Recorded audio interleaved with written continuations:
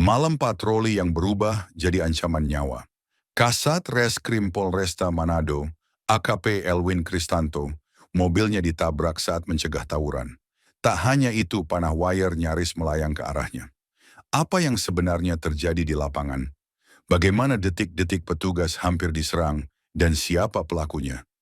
Dari tiga motor tersebut, ada beberapa motor yang berhasil melarikan diri. Namun sebelum melarikan diri, dari pengendara motor tersebut mencoba mengarahkan panah wire ke arah kendaraan petugas. Bahkan menabrakkan kendaraan itu ke kendaraan petugas, sehingga petugas tidak bisa membuka pintu. Simak pengakuan lengkapnya bersama wartawan Tribun Manado, Ferdi Guhuhuku. Inilah saksi kata.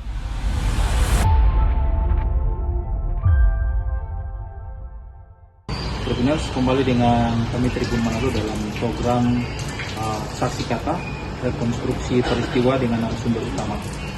Saat ini saya berada di Polresta Manado. Kita tahu bersama akhir-akhir ini di kota Manado sering terjadi tawuran. Pihak kepolisian turun ke lokasi untuk berbagai cara melakukan pencegahan, bahkan penindakan hukum. Tepatnya pada hari kemarin, di mana Kasat Reskrim bersama dengan Kasat Intel turun ke lapangan untuk melakukan pencegahan dan hampir saja menjadi korban tindak pidana di mana mobil dari Kasat Reskrim ini ditabrak oleh salah satu terduga pelaku. Bahkan Kasat Intel juga hampir menjadi korban panah wire. Ini ketika dilakukan upaya penangkapan, para terduga pelaku melarikan diri dan hampir melukai petugas. Nah, kita akan tanya-tanya dengan Kasat Reskrim terkait dengan peristiwa ini. Ikuti saya. Kemarin hingga tadi ada 5 terduga pelaku, terduga ini terlibat dalam tawuran dan ada juga cerita bahwa sempat Pak Kasat Intel dan Pak Kasat Reskrim menjadi korban. Mungkin diceritakan kronologi awalnya itu seperti apa, Pak? Ya, baik, terima kasih. Jadi pada tanggal 8, tepatnya itu sudah menjelang pagi, di mana kita waktu itu melaksanakan patroli KRYD gabungan, Resmob, kemudian Satintelkam, patroli rayon, dan dari Pantera sedang melaksanakan kegiatan patroli KRYD di wilayah Sigil, Keminting, dan Wania, di mana di wilayah tersebut ada beberapa titik yang sering berpotensi terjadinya keributan. Dan saat kita berada di wilayah Wania, di sekitaran Besar Karumbasan, dapatkan call center bahwa telah terjadi keributan di wilayah Ketangbaru, Kecamatan Singkil. Setelah mendapatkan informasi tersebut, kita langsung bergerak ke arah Ketangbaru. Namun di Ketangbaru juga sudah ada personil yang melakukan penindakan. Dan saat kami dari arah Wania menuju Singkil sudah mendekati wilayah Ketangbaru, melihat ada beberapa motor yang di atasnya terdapat 3 orang menggunakan hoodie. Dapat kita curigai, sehingga kita memberikan informasi kepada yang di Ketangbaru, para personil, untuk diantisipasi jangan sampai ada pihak luar ataupun provokator yang memasuki wilayah tersebut.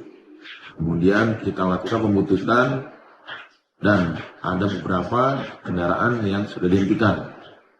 Dan ketika dihentikan, situ ada 3 orang, salah satu pengendara, kedua membawa busur dan panah wire, dan yang ketiga adalah yang membawa senjata tajam yang diselipkan di ketiaknya. Sehingga saat itu yang bersangkutan mencoba melawan dan melarikan diri. Sehingga dari kami melakukan tindakan tegas terhadap salah satu pelaku. Dan dari 3 motor tersebut, ada beberapa motor yang berhasil melarikan diri. Namun sebelum melarikan diri, dari pengendara motor tersebut mencoba mengarahkan panah wire ke arah kendaraan petugas.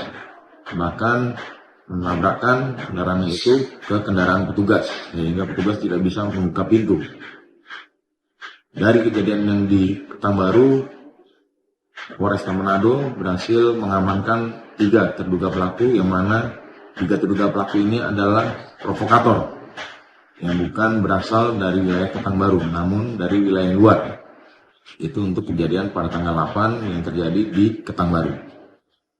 Untuk hari pagi tadi katanya juga ada yang diamankan Pak. Itu Iya. seperti apa? Untuk tadi pagi sama di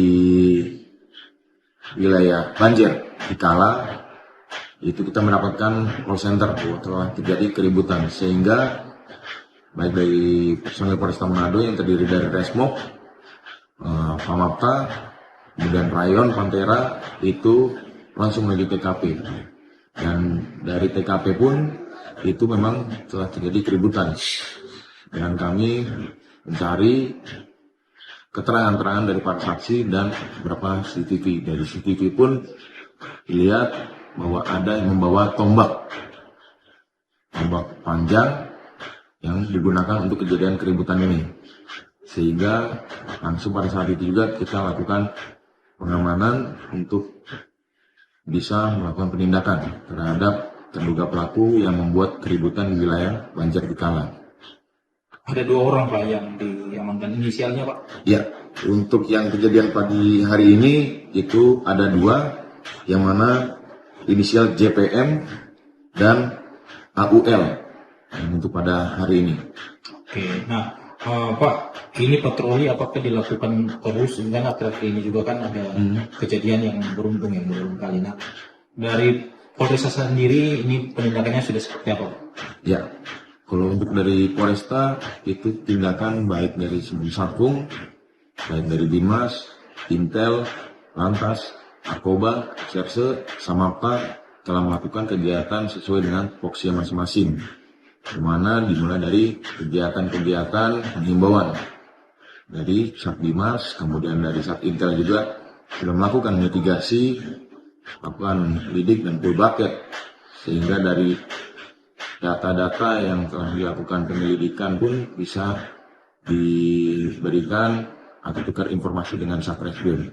Kemudian Sat Narkoba juga setelah menindakkan berupa razia miras di beberapa lokasi, dan Samapta pun ikut melaksanakan patroli di wilayah-wilayah yang ada beberapa titik untuk melakukan keributan. Jadi Pak, sampai sekarang seberapa banyak yang pelaku yang diamankan Pak? Kurang lebih ada 6 orang. Sampai sekarang masih menjalani pemeriksaan Pak? Masih dilakukan pemeriksaan terhadap yang 5 orang. Himbauannya Pak kepada masyarakat. Baik, untuk imbauan kepada masyarakat agar baik dari orang tua maupun keluarga bersama-sama kita menjaga Manado ini tetap merasa aman. Kemudian jika ada informasi kumpul-kumpul anak-anak muda, tolong segera informasikan kepada pihak kepolisian melalui call center 110 maupun 112. Terima kasih banyak Pak Kasat. Iya. Download Tribun X sekarang, menghadirkan lokal menjadi Indonesia.